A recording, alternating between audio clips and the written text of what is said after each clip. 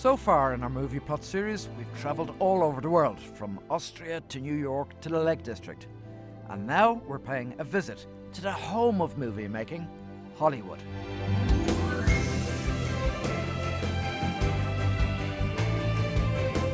Yes, this is Hollywood, where hundreds of movies are made, stars come to visit, and cinema history is created.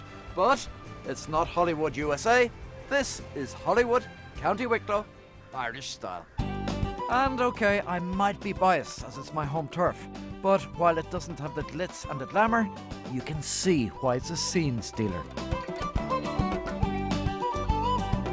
It's been a firm favourite with countless Hollywood producers for many years. In fact, you've probably seen it on screen in loads of movies, but never realised it. One of the most Scottish movies ever made was the Oscar-winning Braveheart. It was the story of the Scots battle to overthrow the English. Now, most people, of course, would feel that it was filmed in Scotland, but actually 70% of it was filmed right here in Ireland. That they may take our lives, but they'll never take our freedom! Some scenes were shot here at Capure in the heart of the Wicklow National Park. Now it's a holiday resort, but 10 years ago it was untouched by modern life.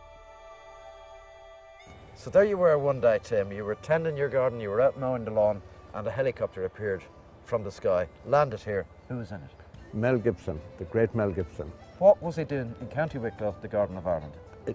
To film, or to pick a location for the filming of Braveheart, because this part of Wicklow looked like what Scotland was in the 13th century. I must say people had great respect, tremendous respect for Mel, because he was a person an actor and a producer that was a perfectionist. It amazed me. It was at night, it was in September, it was cold, it was misty, and I noticed that at least he went back and over to the cottage here, which was probably about 50 yards distance, about 50 times, and that horse would jump off, look, see, not satisfied, back again, and he did it himself, and I must say the skirt was very short and it must have been very cold.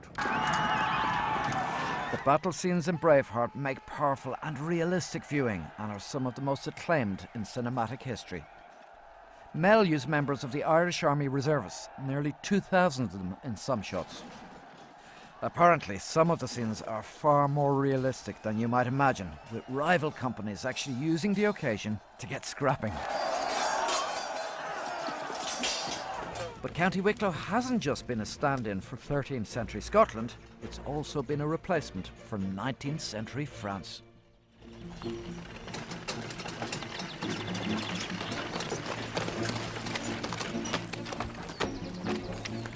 I bid you good afternoon, sir.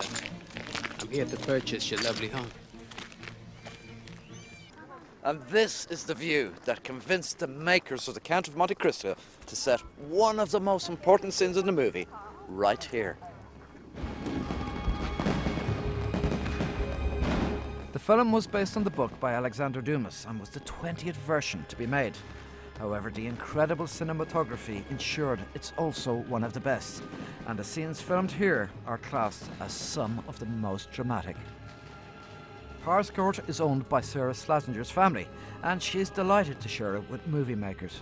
One of the most memorable scenes shot here was for the Count of Monte Cristo, where all these terraces were lit up by an amazing amount of lanterns. It was absolutely extraordinary, and I don't think the gardens ever looked as well as they did in that movie. It was just spectacular because it was all lit up, and it really did allow you to imagine what it must have been like here 100 or 200 years ago. It must have been amazing for the drama of that moment when the Count decides to reveal himself by descending in a hot air balloon in the evening.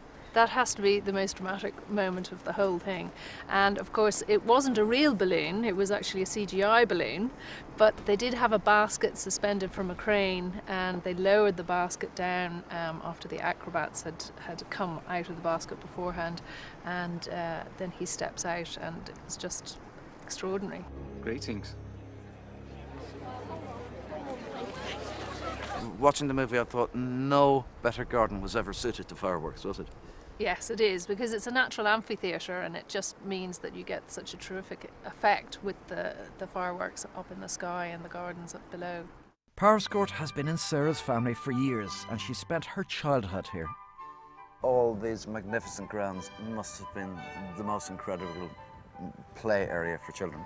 Absolutely, and you know the terraces that you see behind us, that great place for rolling down them. Rolling down the terraces, well, that sounds like a very childish thing to do.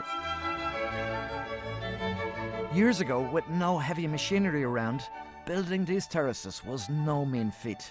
It took 100 men working every day for 12 years to complete them. The garden designer was very interesting because he'd start each day with a full bottle of claret, and he'd be wheeled around from site to site around this 45 acres. And when the claret was finished, he was finished in every way. Wicklow is blessed with stunning locations, and another historic home is Kilruddery, just down the road. Over the last few decades, Kilruddery has appeared in dozens of movies. The place is steeped in history. Meryl Streep and Nicole Kidman are just some of the stars to have visited here. But the celebrity I'm interested in is a true legend. And yes, you've guessed it, far from coming home, those hills she's racing through aren't Yorkshire or Scotland, but County Wicklow. Oh, come here, will ya? Stop her! And it's down these steps that Lassie makes her bid for freedom. The start of a journey that would take her hundreds of miles back to her owner. Woof!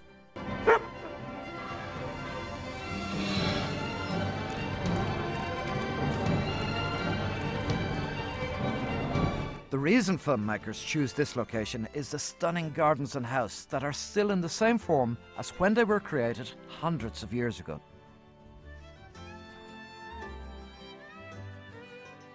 But they did come here.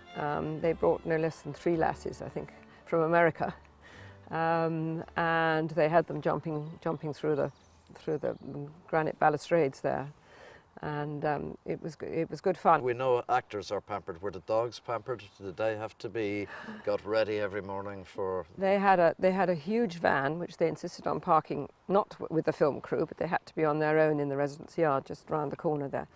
And the grooming parlour was something else. They opened the van doors and they had these sort of gold cages and grooming parlours and everything else, and sort of practically velvet cushions. And they'd come all the way from the States and they brought their own unit.